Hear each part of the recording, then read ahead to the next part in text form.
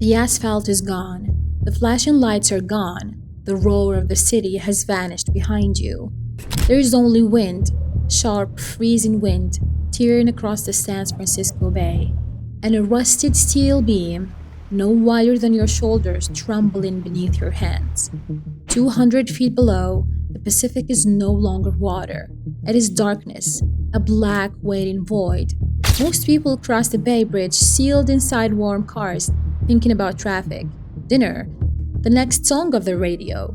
They never consider the skeleton beneath them, the lattice of steel holding their ordinary lives in the air. But on Tuesday evening, in April, one man found himself inside the skeleton.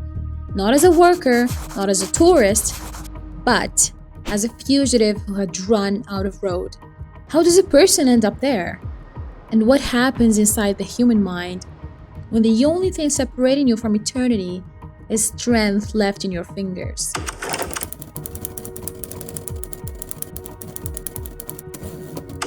It started with something ordinary, a car, a patrol unit, a glance in the mirror, then the realization, because in the modern world, escape begins dying in the moment it starts.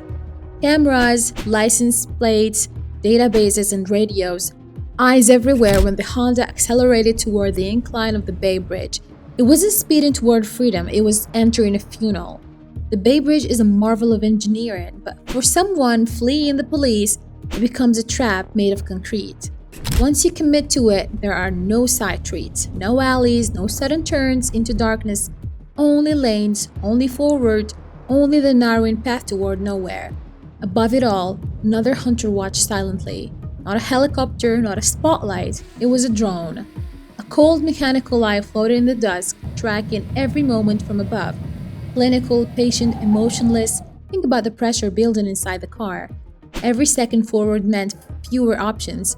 Every yard gained was really ground lost. The city shrinking behind you, the law tightening ahead.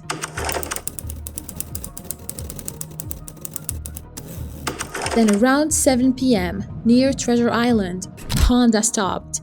The chase was over, but the true descent had just begun. Most people, when surrounded by lights and commands, raised their hands. They surrendered to gravity, to consequence, to reality. This man did something else. He climbed over the railing, because there for a moment he didn't jump. Jumping is final. He climbed, he lowered himself into the bones of the bridge itself.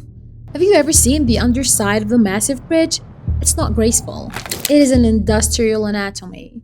Girders, rivets, crossbeams, and shadows. A place built for stress loads, not human footsteps. A machine space where people do not belong. Yet, there he was, moving through steel ribs, suspended over open water. The officers above became distant shapes, their voices shredded by the wind. The drone became an insect hum in the sky. And the terrifying place, time likely changed, because when you're hanging above the death, the future disappears. There is no next week, no court date, no excuses, no past. There is only the next grip, the next foothold, the next breath. Maybe for a few strange minutes, he felt free. No one could reach him, no one could touch him. He had crawled into the hidden supports of the city itself, into a place beyond normal rules. For nearly an hour, the Bay Bridge became a surreal stage. Traffic still rolled above, thousands of people crossing unaware or only slowing to stare. Engines humming overhead while beneath them a single man clutched to steel in the dark. Imagine what he felt. The bridge is never still. It moves, it breathes, it groans under weight and wind. Every truck overhead would send vibrations through the beam into his bones. Every gust would shift balance by inches. Every glance downward would threaten vertigo. This was no hiding place. It was endurance. Negotiators arrived. Voices called into the wind. Fireboats circled below like silent insurance policies, waiting in case gravity won. By then, officers were no longer just arresting a suspect. They were trying to save a life, and that changes everything.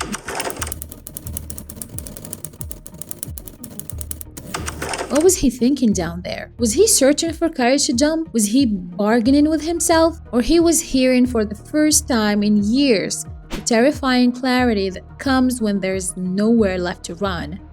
Then, suddenly movement, a figure rising from the shadows, hands reaching upward, body climbing back over the railing.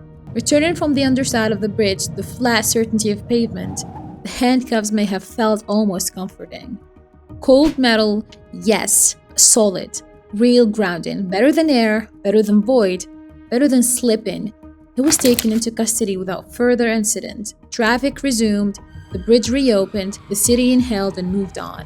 But the image remains, one human speck lost inside one of the West Coast's great monuments, suspended between law behind him and oblivion below. Because this was never just a chase story, it was a story about the final edge of panic, about what people do when consequences catch up faster than they think, about how even the largest structures around us, the bridges, the roads, the systems we trust, contain hidden places where desperation goes to hide. And maybe the most haunting part is this. In a world of cameras, drones, and eyes in the sky, he still found one place no one was meant to be. Not freedom, not escape, just a crack in civilization where he could delay reality for only 1 hour.